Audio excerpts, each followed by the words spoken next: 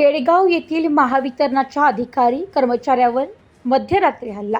अहिल्यानगर निप्ती रस्ता केडगाव येथील म्हसोबा मंदिराजवळ मध्यरात्री विद्युत पुरवठा सुरळीत करण्यासाठी गेलेल्या महावितरणाच्या सहाय्यक अभियंत्यासह त्यांच्या कर्मचाऱ्यांवर तिघांनी अचानक हल्ला करून मारहाण केल्याची घटना घडली. या हल्ल्यात एक कर्मचारी जखमी झाला असून अभियंत्याच्या खिशातील 2,000 रुपये जबरदस्तीने हिसकावण्यात आले आहेत. या प्रकरणी कोतवाली पोलीस ठाण्यात शुक्रवारी सकाळी गुन्हा दाखल करण्यात आलाय. अभियंता राहुल सीताराम शिलावंत यांनी फिर्याद दिली आहे. सागर मस्के व त्याच्या 2 साथीदारांविरुद्ध हा गुन्हा दाखल करण्यात आलाय.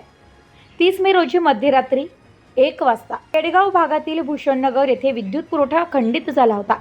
त्यामुळे शिलावंत यांनी वरिष्ठ तंत्रज्ञ योगेश बेरड आणि बाह्यस्रोत तंत्रज्ञ शंकर परभणे यांना रात्रीच्या शिफ्टमध्ये फॉल्ट शोधण्याचे आदेश दिले. पहाटे 3 वाजता शिलावंत स्वतः घटनास्थळी दाखल झाले.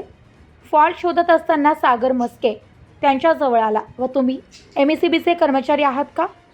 फोन का उचलत नाही? लाईट का गेली? असे विचारून शिवीगाळ व दमदाटी करू लागला.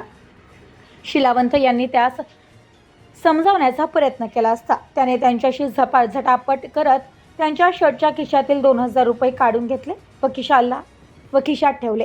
यानंतर त्याने शिलावंत यांना जबरदस्तीने धक्काबुक्की केली. ते पाहून योगेश बिरड आणि शंकर परभणे यांनी हस्तक्षेप करत परिस्थितीची नियंत्रणात आणण्याचा प्रयत्न केला.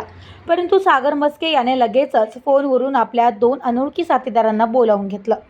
दरम्यान परिस्थिती गंभीर होत असल्याने शिलावंत यांनी घटनास्थळी आपली दुचाकी सोडून परभणे यांच्या दुचाकीवरून तेथून निघून गेले. बेरड यांनीही आपली दुचाकी घटनास्थळी सोडून पळ काढला. यानंतर सागर मस्के व त्यांचे 2 साथीदारांनी रंगोली चौकाजवळ शंकर परभणे यांना अडवून दगडाने मारहाण केली. शिलावंत यांनी पुढे वरिष्ठ अधिकारी व सहकाऱ्यांना कळवून कोतवाली पोलीस ठाण्यात फिर्याद नोंदवली. पोलीस अधिक तपास करत आहेत.